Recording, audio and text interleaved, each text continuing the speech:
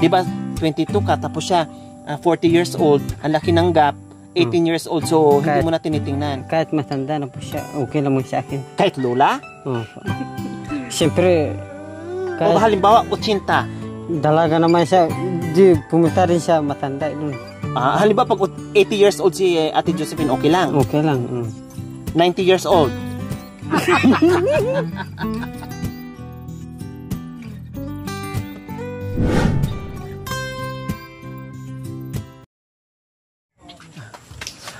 Hello! Kumusta? Wow, ang sarap ng ginagawa nyo dyan Dadalhin nyo na sa bayan?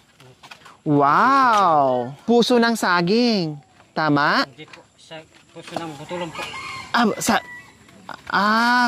Saging pero butulan ang pangalan. Ibang klaseng saging, tama? Ibang klase. Kasi ito mahahaba Ito po yung Lagi ko lang tong mic, kuya, ha? Opo. Yan. Ano po yan? Saging ng puso ng butulan. Ito naman, ano to? Saging po ng butulan po. Saging ng butulan. Kasi ito mga kabayan, ganito, no? Ginagawa to, sinasawag to sa kari-kari.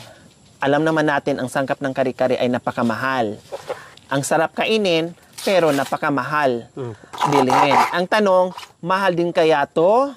Pag binibili sa kanila yung mga kalaka nila, yun ang mahirap sagutin. Kasi, ang dami nagtaka, halos lahat ng mga aitas, yung pamumuhay na dito sa kabundukan, ay ito madala. Hanap buhay nila dito sa kabundukan. Ano nga ba? Hindi mauubos yung pamumuso nila, mga kabayan. Gaya ng sinabi ko, ay halos dito sa kabundukan, no, kabilaang kabundukan ay talagang puro mga ganito, klaseng saging. So ngayon, yung iba nagtatanim din, yung iba naman ay malayas lang kumuha, kumbaga una-unahan na lang. So ito yun mga kabayan, no. Kaya alam ko na ito ay nanggagaling pa sa 17 kabundukan bago nila makuha ito. Dahil napakalayo pa talaga, kuya, ano? Anong pangalan niyo, kuya? Alex po. Si Alex. Ilang taon na kayo, kuya Alex? 22 po. 22. May anak na. Yun po, isa po. Ay, isa. Wow, mabuti. Tipid kayo sa anak. No, nasaan yung asawa mo? Yun po. Hi! Anong pangalan? Josephine po. Ilang taon na kayo, Ate Josephine? 40 po. Ha? 22. Tapos, 40 years old, isang anak nyo. Maitanong ko lang, ikaw, Aita, hindi? Aita po. Aita. Ay, ayun. Aita po. Parang sombrero ko yan, Ikaw pala nakapulot? Joke lang. Tapos si Ate Josephine, Aita ka, hindi? Ay, halika nga dito. Halika. Mikini. Ayun, dito ko. Para magchismisan tayong dalawa. Lumayo ka naman, kaya tinanong ko kung saan asawa niya. Sabi mo, ay hindi ka Aita. Kasi nakita ko, kaya naitanong ko, kasi nakita ko sa buhok mo. Kasi halos dito na mga kasamahan nyo o mga Aitas na napupuntahan ko, talagang mga kulot sila. Diba? So ikaw, straight kasi yung buhok mo. Taga saan ka talaga? Hacienda po. Hacienda Lucita? Hacienda Dolores. Tapos, paano mo siya nakilala? Siya po naligo sa akin. Ikaw naligaw kay, kay Kuya Alex? Wow, paano mo siya niligawan? Ha? Teka, saan ba kayo nagkita? Siyempre, nung una, saan kayo nagkita? Ha? Paano yun? Kasi sabi mo, kuya, niligawan kanya. Nung nakita kanya, anong sinabi niya sa'yo? Nakita niya doon po. Mabait. Mabait, tapos? Bakit? Anong ginawa mo sa kanya? Bakit nasabi niyang mabait ka? Kasi palagi niya ako nakikita sa bahay. Anong ginagawa niya sa bahay na nababaitan sa iyo? Palagi nag-i-smile. Wow! Ano bang smile mo? Wow!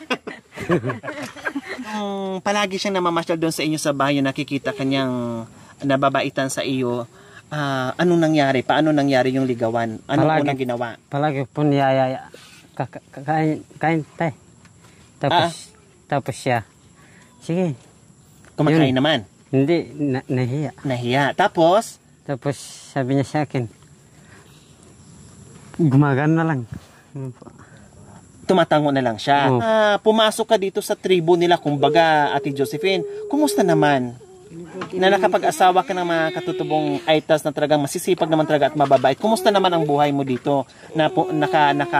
Nakatira ka dito sa kabundukan? Ha? Okay ka lang dito? Opo. Nasanay ka na din? Opo. Napamahal ka na rin sa kultura nila? Kamusta silang kapitbahay? Kamusta silang kamag-anak? Mabuti naman. Mabuti at mababait naman sila. Opo. Pero wala kang asawa dati, maitanong ko lang. Meron po. Meron, may anak ka din. 3 po. 3 ang anak mo? Hiwalay kayo doon. Opo. Alam din ni Alex na may asawa ka dati. Alam ko po. So at least, Hindi naman ako nagagalit.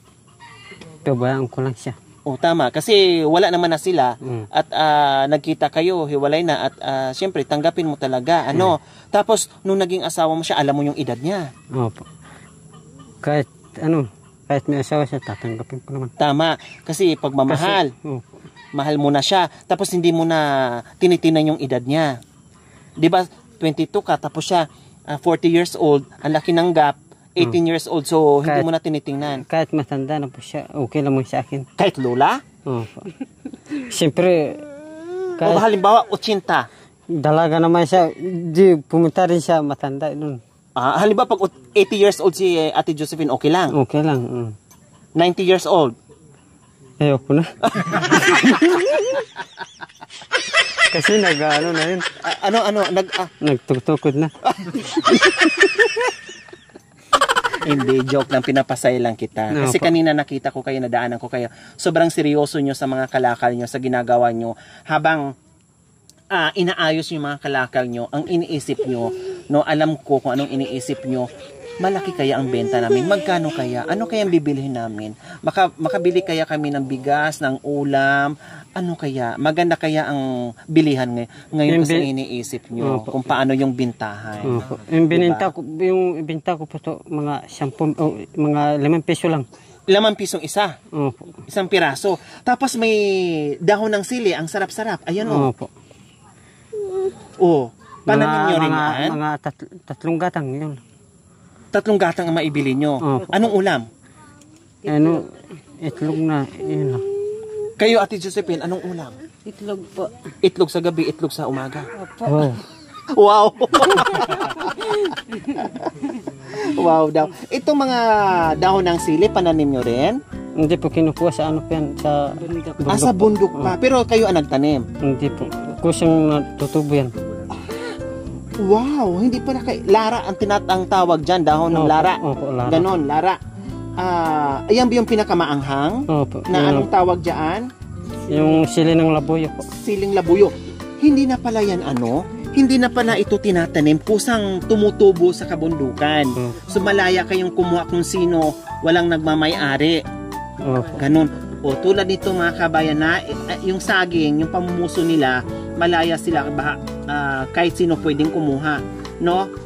Una-unahan na lang talaga. Unless lang doon sa mga sarili nilang pananim, siyempre yung may-ari ang kukuha noon. Tapos itong mga siling dahon, kusa din tumutubo sa mga kabundukan na malaya din silang kumuha, magbenta. Kailang ibibenta niya bukas, ito 5 piso daw, tapos yung dahon ng sili, magkano isang tali? 2 po, isang tali. Oh my gulay. Yung isang tali po, makatali na po. 2, ilang tali yung sili mo? Ilang tali kasi? Hindi ko po binili. Hindi niya po binilang. 2, 4, 6, 8, 10, 12, 14, 16, 18, 20. Wala pang 50. Kung tag-2 yan bawat tali. O di ba mga kabayan? Halagang wala pang 50 ay pagdadaanan mo yung mga kabundukan, 10 kabundukan ang lalakbayin mo, akyat baba para na makuha mo yung dahon ng sili.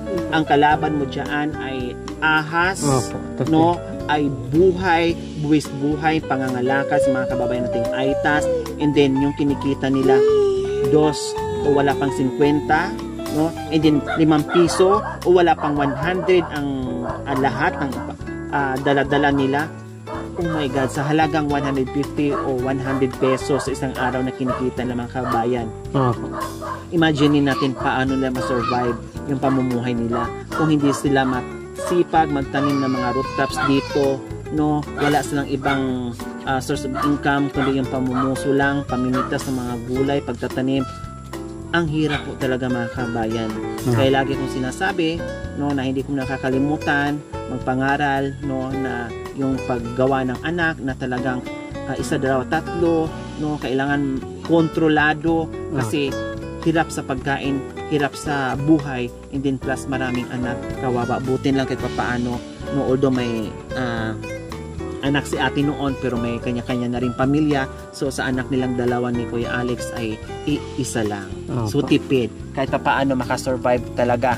Nakita naman natin sa nagpwersa silang dalawa sa pag-aayos ng kailang kalakal para maibenta bukas. Opo. Oh, diba? So, ayan, sinasalansan na ni Kuya Alex para ready to fight na. Dadalhin doon sa kung saan nilalako niya doon sa bayan or dyan sa barangay, no? Doon, malayo pa mga kabayan. Binubuhat lang ni Kuya Alex mga kabayan. Dahil wala din masakyan dito at wala din silang sasakyan. So, siyempre, bubuhatin siya ngayon na magiging kalabaw. Opo. No? Oh, Akyat God. sa kabundukan. Pagkatapos, sa lansan dito, bit-bitin naman niya, papasanin naman niya papuntang kung saan niya ilako sa malayong kabiasnan din. Ngayon din maibenta mo 5 piso isa, 2 pesos bawat tali ng daon ng sili. So ganun po mga kabayan. Kaya marami na rin mga aitas natin na nakakagat ng mga ahas, no, dahil sa pangangalakan na pamumuso nila. Talagang ang ahas nandito din sa kabundukan, yan yung habitat nila, tirahan nila. So yun yung magiging kalaban nila. Marami ng aitas na tuklaw ng makamandag na ahas. Opo.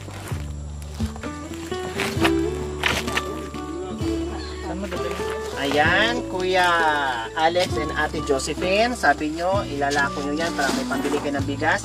Ngayon, hindi pa kayo nakaalis, meron nang sumalubong sa inyo na biyaya.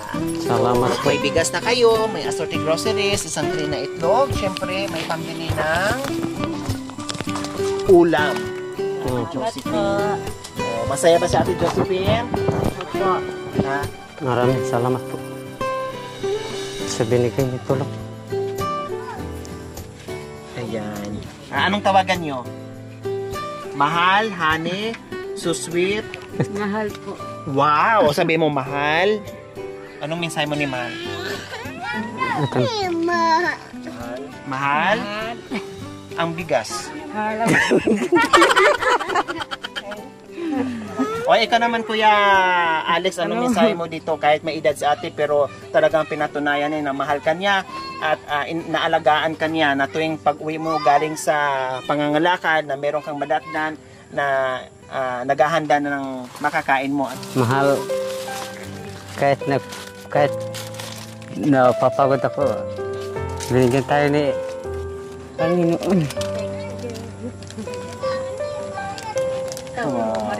Talaga ipa. Kahit tatawag kayo, Kuya Alex, masaya kayo ngayon kasi pag uwi mo ay meron kang biyaya na nadatnan.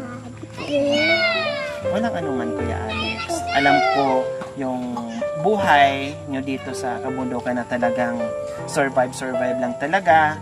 No, sabi mo nga kanina, kahit kunti, okay lang, hindi bali. Basta ang importante na meron kami makain. Tama yun.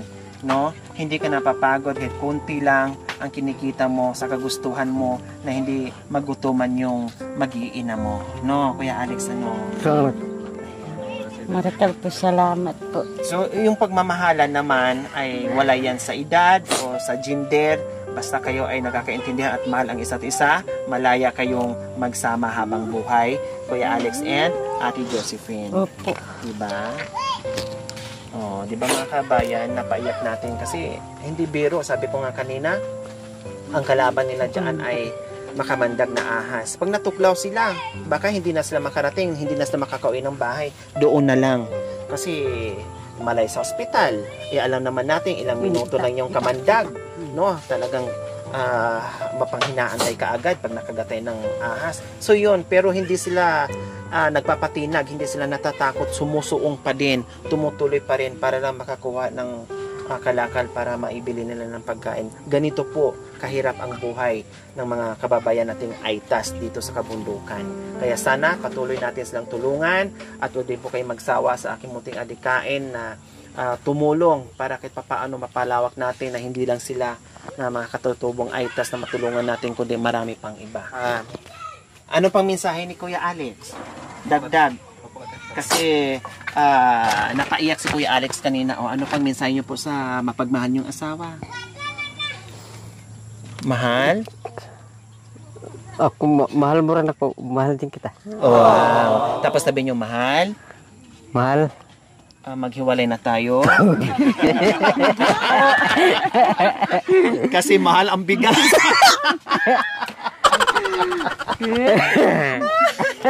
O, diba? Umiyak, tumawa, o napagaan natin yung puso nila. Magpapasalamat po tayo sa walang sawang pagmamahal, Ate Daisy ng Hong Kong. Maraming salamat po sa ganito ang puso. Naway pagpalain po tayo ng Panginoong Diyos. Araw-araw naway ibigyan po tayo ng kalakasan ng katawan sa araw-araw. Naway ibigyan po tayo ng mahabang buhay pang sa ganon. Marami pa tayong mapasaya na tulad nila. So mga kabayan, huwag niyo pong kalimutan, pakishare, subscribe sa aking YouTube channel, Lori Aquino Talita. Maraming salamat po. God bless us all. Bye! Ate Josephine and Kuya Alex. Ang bait ni Kuya Alex.